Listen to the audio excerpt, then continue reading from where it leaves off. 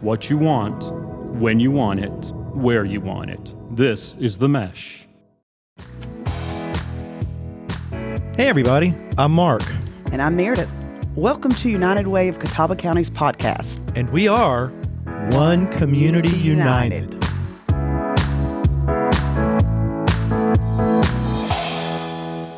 Hey everybody, I'm Mark.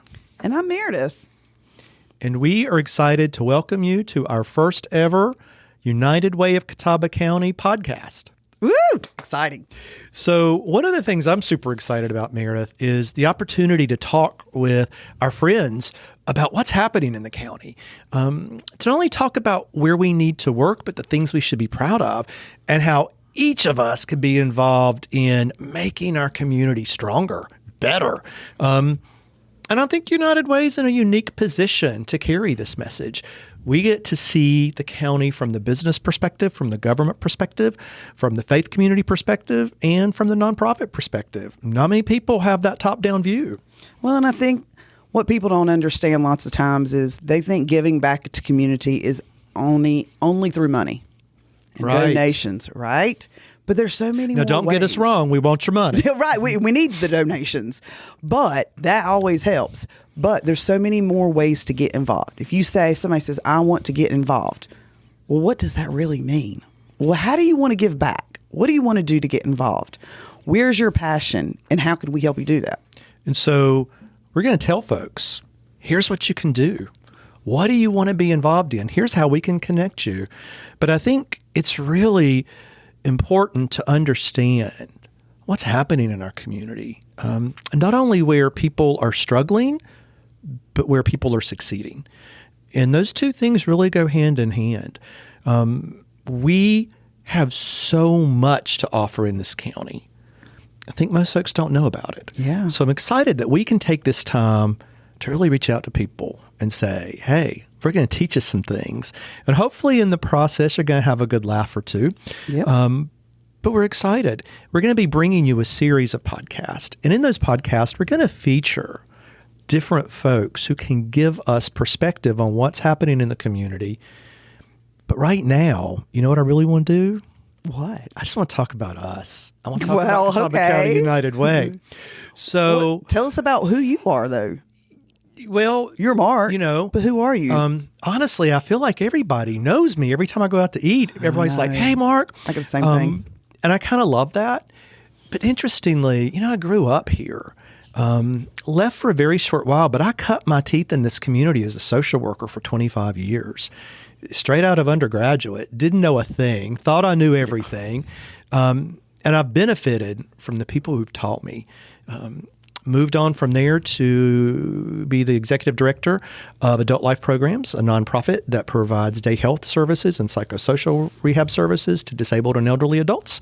And in 2021, in the midst of COVID, made the move to United Way as their executive director.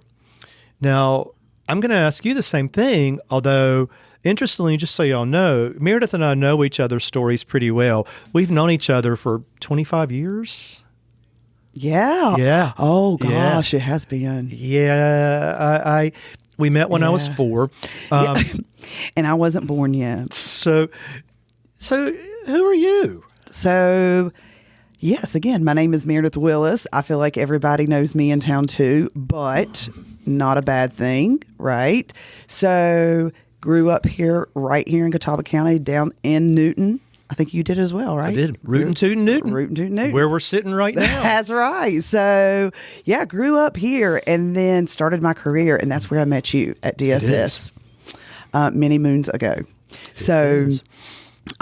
Did social work for a while, got out of the business for a little while, and went into the business industry. Much different. Yeah. And then got back to where I think my roots are, and most recently started here at United Way back in June as Director of Resource Development, which is super exciting because now I get to serve my local community every day. And it's so much fun and interesting that this is my job. So let's jump in, right? Let's tell folks, what do we do at United Way? I don't think people understand how many areas we're in, right? Most people know us as the folks that show up at your workplace once a year and say, hey, donate some money because we're doing really good things with that money and helping other nonprofits.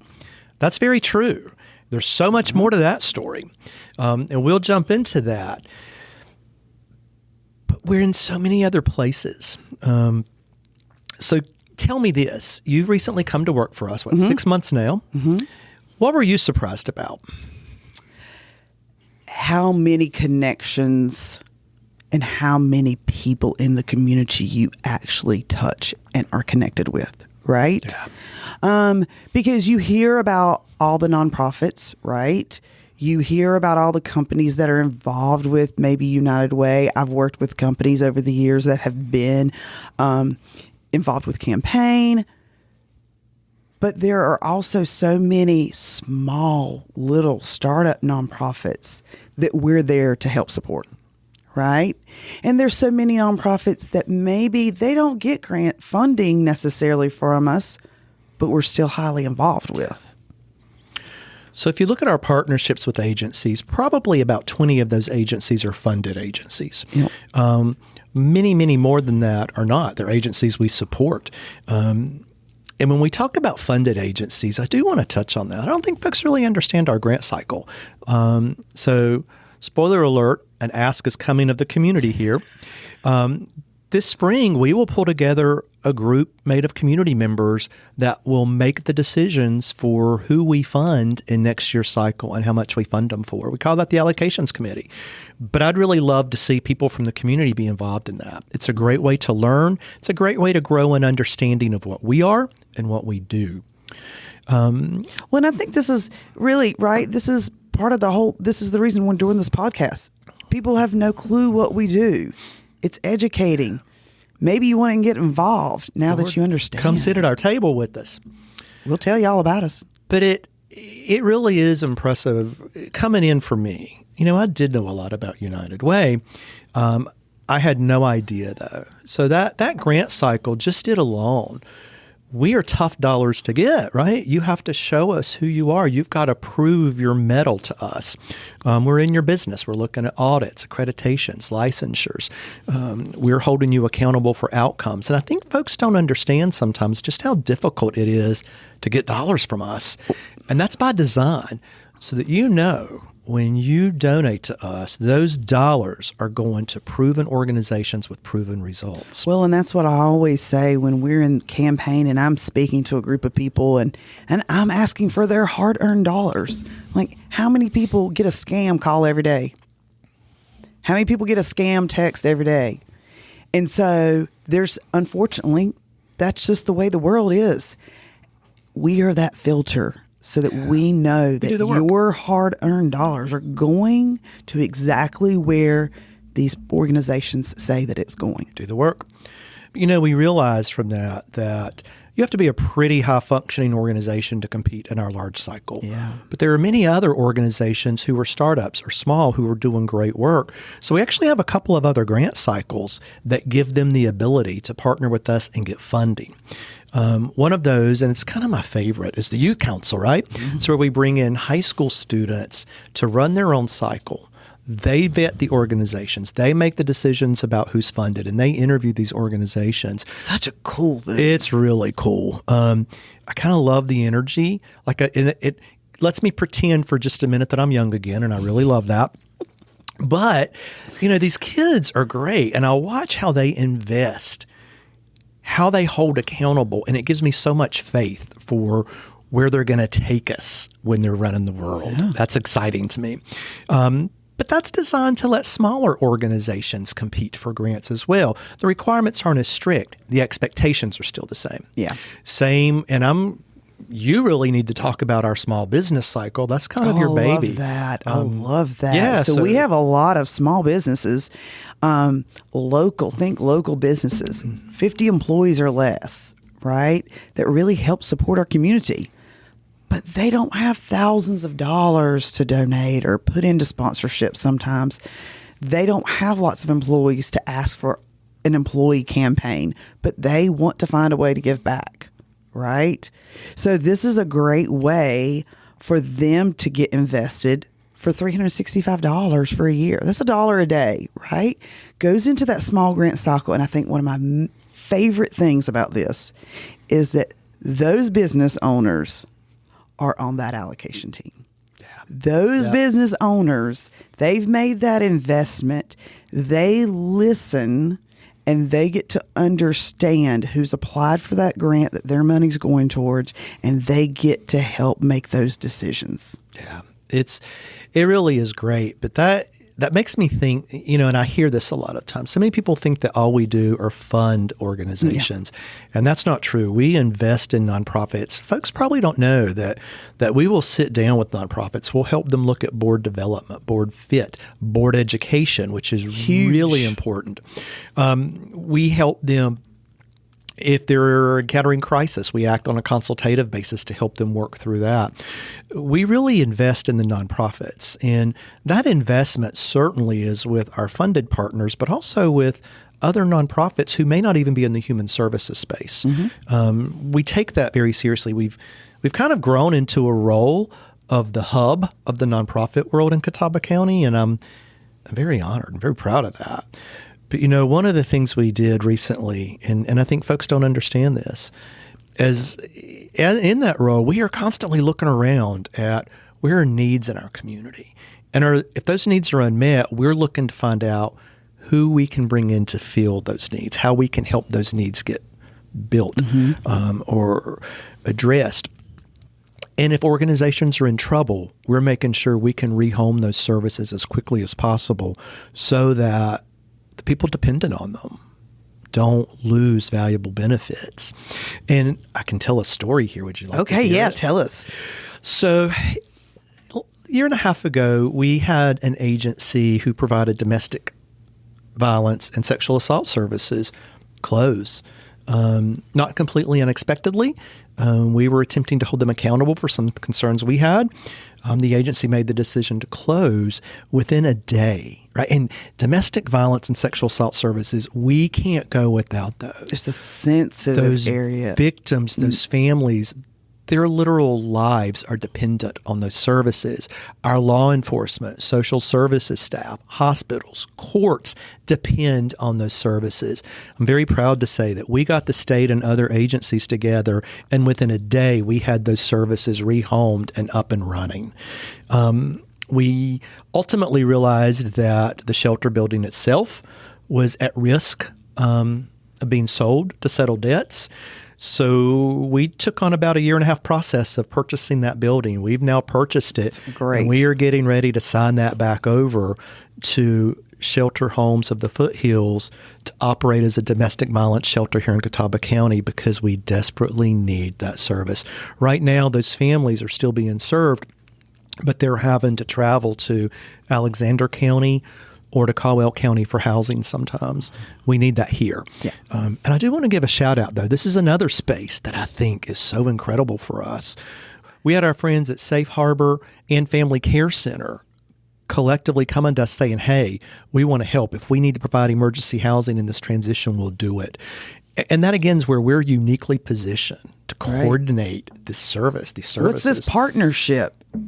It's just not knowing each other. It's truly having a relationship and a partnership to know who you can call. Right. Or they call us and say, hey, we have you. We got you. Yep. We got your back. Well, and that's kind of the beauty of who we are. That's one of my favorite stories about us. There's so many. Helene. Oh, my gosh. Hurricane Helene. Helene.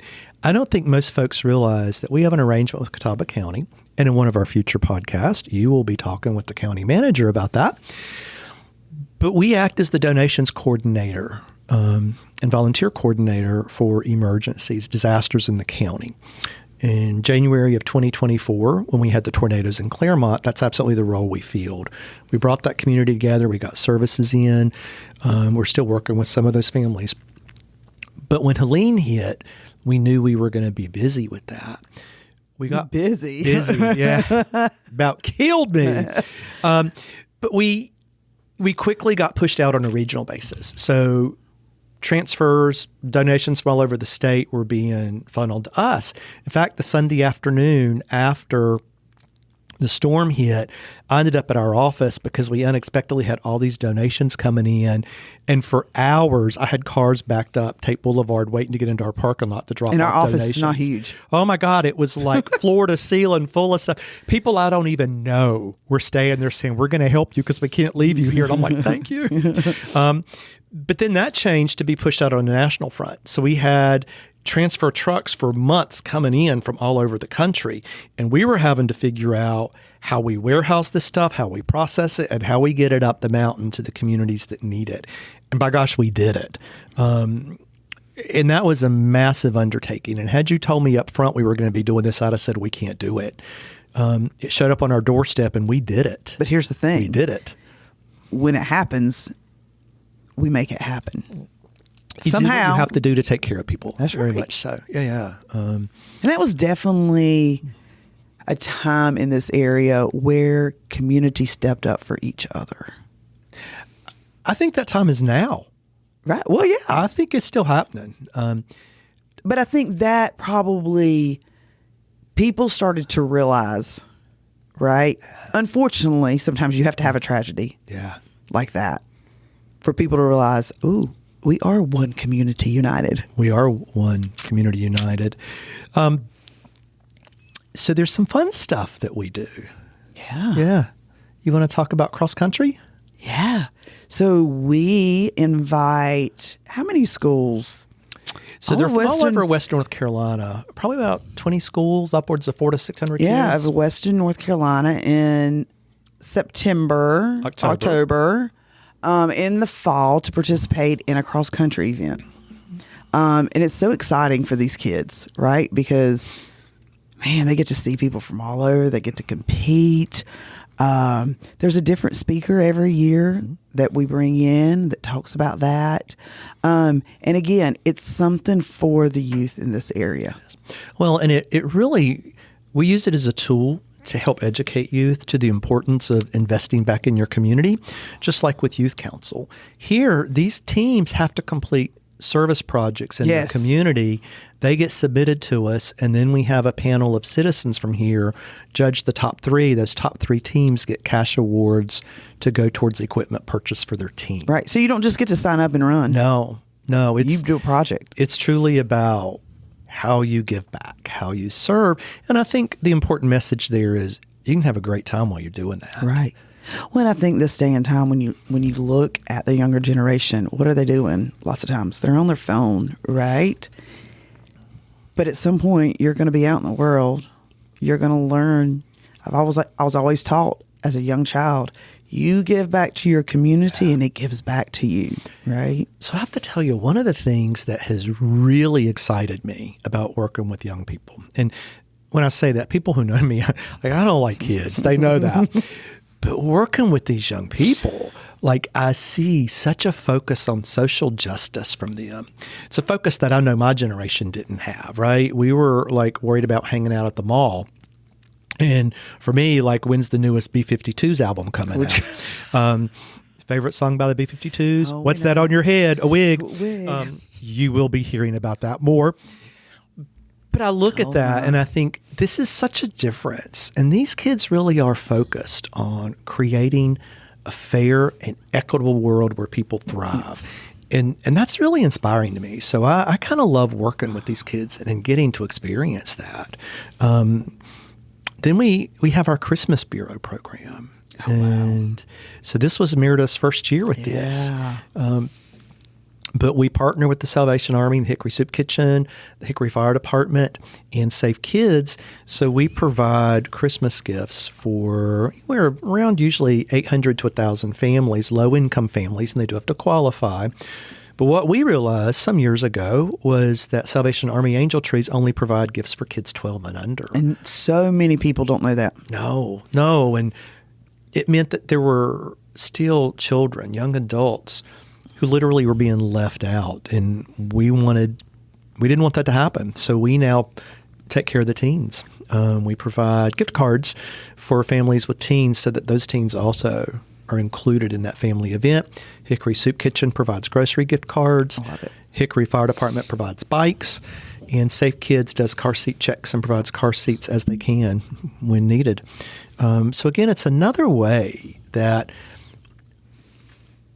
we're doing well by doing good. And I think that connectivity there is really important. I don't think there's anywhere else in this country where there's that kind of collaboration around the Salvation Army's Christmas program. And I love when we get new majors, because when they learn this, they're always like blown away. Yeah. They're like, what?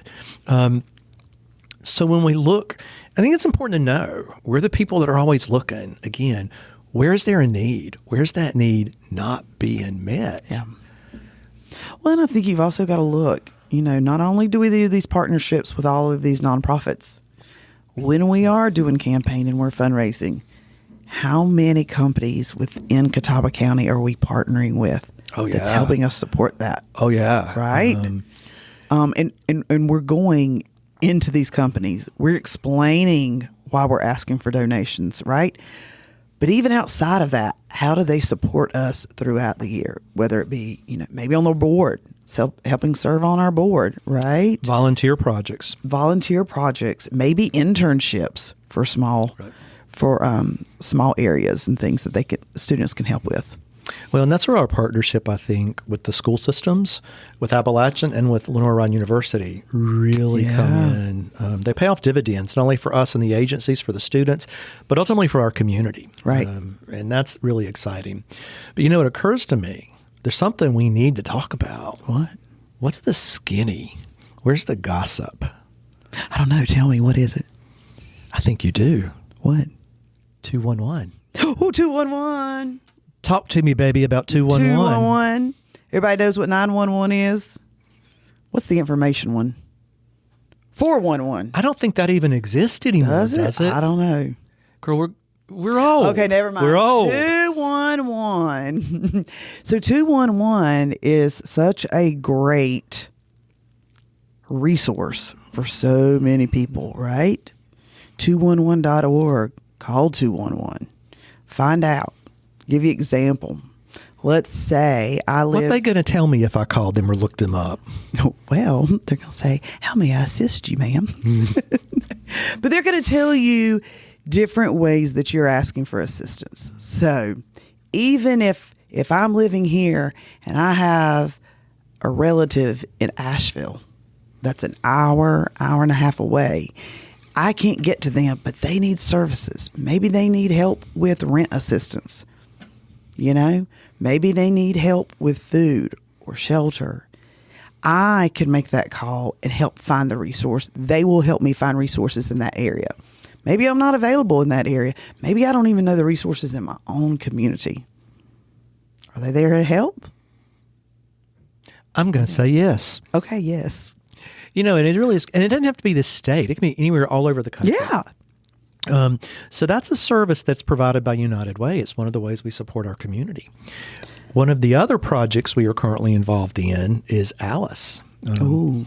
Tell us, Who is Alice? Who is Alice? Who's Alice? So Alice is an acronym, actually, and it stands for Asset Limited, Income Constrained, and Employed. These are folks who are working and aren't making a livable wage, but they're above the poverty line, so they don't qualify for benefits, but they're not making enough to survive. And I think we all know people like that, right? I think most of us have probably been those people Yeah. At some point in our lives. Sure. And so what I love about this data project is it gives us real-time data.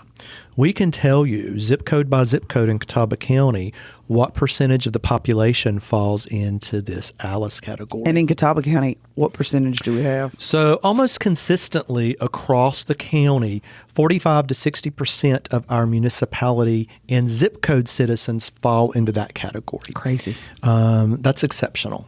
That's a wake-up call for us, right? It's also interesting because we're giving you real-time data about what a cost of living is in Catawba County. So as we speak, a family of four, what's considered a livable basic wage, not a thriving wage, but a survivable wage, is $86,000 for a family of four. Yeah. Most families of four aren't making that. So you see that gap. It's another way, though, that it shows how important our nonprofit agencies are to this community and how the lift that they have is noble, but heavy. This data actually helped us get a grant recently. So in the past 6 months, United Way has actually brought in $150,000 that we were able to distribute to agencies in our county to help stabilize housing for folks, to keep folks from falling into homelessness. Because we know it's much easier to keep folks from falling into homelessness than trying to move them out of it once they do. And that's a whole other segment we'll do. That's a whole segment. But this is where I think it's important to know our eye's never off the ball. There are just a lot of balls in the air for us to watch. So we're going to be tackling subjects as we go, like the affordable housing crisis, addictions, sexual abuse in our community, domestic violence in our community. Some heavy topics, but these are things that are very real to us, and they impact our friends, our neighbors, maybe us. Yeah. Well, I'm excited to get people understanding what we do and what is provided in our community. Where can they get involved, right? This is exciting. And I say this maybe somewhat selfishly, but I don't think so. I don't think people understand what an asset our United Way is to this community. I hope that all of you out there listening and watching this are going like, well, I had no idea. We've covered the tip of the iceberg. There's so many other places. We're currently working with the community to try to get their road fixed. They have one road in, one road out, and it's impassable since Helene. We have another community whose housing complex may be shut down, and we're going to have 40 families or more suddenly homeless. So we're working on these fronts to try to stabilize and get folks' needs met. Because really, when all of us thrive, life's better for everybody. And I think people deserve that. Yeah. And I'm just going to say, I think I'm thankful for such we have a small team, but a mighty team. We do a great job. We work well together. It's fun to come to work. Hard work is so much easier when you believe in what you're doing and when you work with people you genuinely like to be around. We're pretty lucky. Lucky. And I do want to invite everybody, come by our office, meet us. We're at 2760 Tate Boulevard Southeast. Hickory, North Carolina. We are a dog-friendly office, so my dog, Roxy the Pug, is usually there. Meredith's dog, Gracie, is a little Shih Tzu that makes a spotlight appearance every once in a while. She's there today. We have a volunteer that has a couple of corgis that occasionally come. Yeah.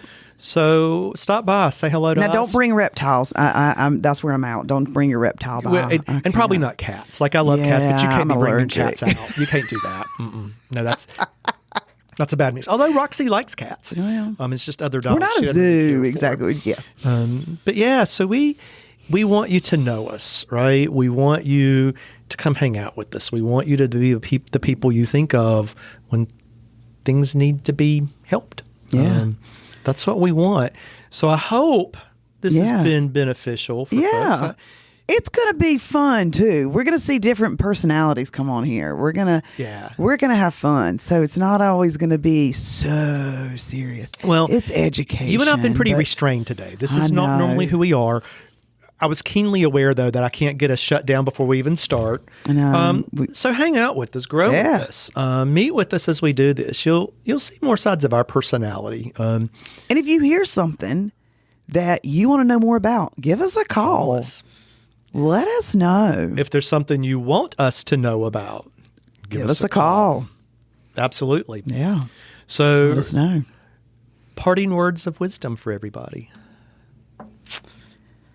Give back to your community, and it gives back to you. I always think of my little daddy, who every night before I went to bed would say to me, "Don't take any wooden nickels." Still have no idea what that means. But you think of him, okay, well. But you shouldn't take wooden nickels for whatever that's worth. Well, all right, then do that. So I'm excited about this journey we're on. Yeah. I look forward to it. And go out there. Listen, investigate us. Go to our website, right? Yeah. There's a donate button up there too, but there's a lot of investigating and research that you can understand what we just talked about today, right? In more depth. You can see photos. You can see videos. Go to our Facebook. And now we have TikTok. We have TikTok. That my old Gen X soul is still dying over, but we have TikTok. I'm excited. So, and we're going to have some prizes for you as we go along, and we'll think of the competitions we need to create for you to win those. But we want you to engage with us here at our office, however that is, in the community. Engage with us. Yeah. So, until then, We'll see you next time.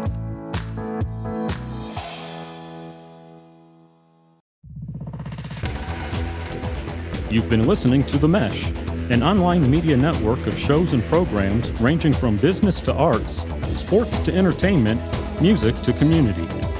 All programs are available on the website as well as through iTunes and YouTube. Check us out online at themesh.tv. Discover other network shows and give us feedback on what you just heard.